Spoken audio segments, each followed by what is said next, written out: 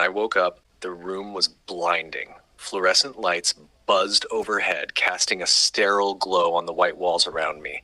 My head throbbed and my throat felt dry like I'd swallowed sand. For a moment, I had no idea where I was or why my chest felt heavy with dread.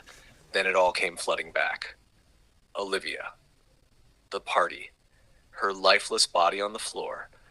I bolted upright, panic tightening in my chest. The small room spun as I tried to make sense of my surroundings. This wasn't my dorm. The sparse walls and uncomfortable cot told me this was the campus health center. A soft knock pulled me from my thoughts. The door eased open and a man stepped inside. A quick glance at his name tag, CSS Detective Herman. His suit was crisp, almost rigid in its perfection, but the look on his face sent a cold twist through my stomach. Something was wrong. Something was very, very wrong. Mr. Adler, the officer said, his voice clipped and neutral. Clipboard in hand, he stepped closer, his shadow stretching across the sterile white sheets. We need to talk. I froze. Something about the way he said it, calm, measured, sent a cold ripple through my chest. Talk? My voice cracked, raw and dry. About what? The officer lifted an eyebrow, flipping open the folder in his hands. His gaze flicked to the pages, scanning them like I was already a case file, an inevitable outcome waiting to be processed.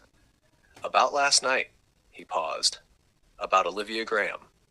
The name hit like a fist to the ribs. My mouth opened, but nothing came out.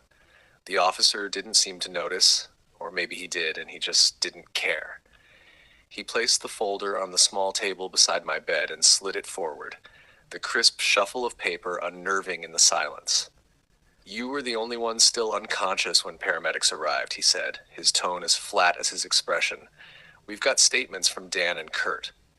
I swallowed hard. They both claim you invited them over, that you provided the alcohol. A pause then, that you were acting strange, erratic, aggressive. A slow, deliberate turn of the page. They also said you had a thing for Olivia. The air in the room turned razor sharp.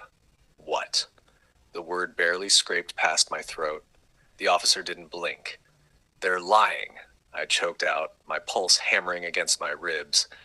That's not true. But the moment the words left my mouth, I knew. It didn't matter. The officer's eyes narrowed. Kurt says you argued with Olivia before she fell.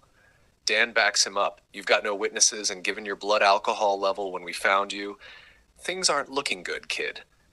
His words hit me like a freight train.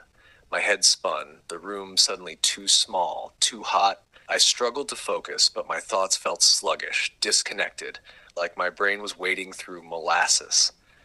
No, I said, shaking my head, the movement making my stomach churn. That's not what happened.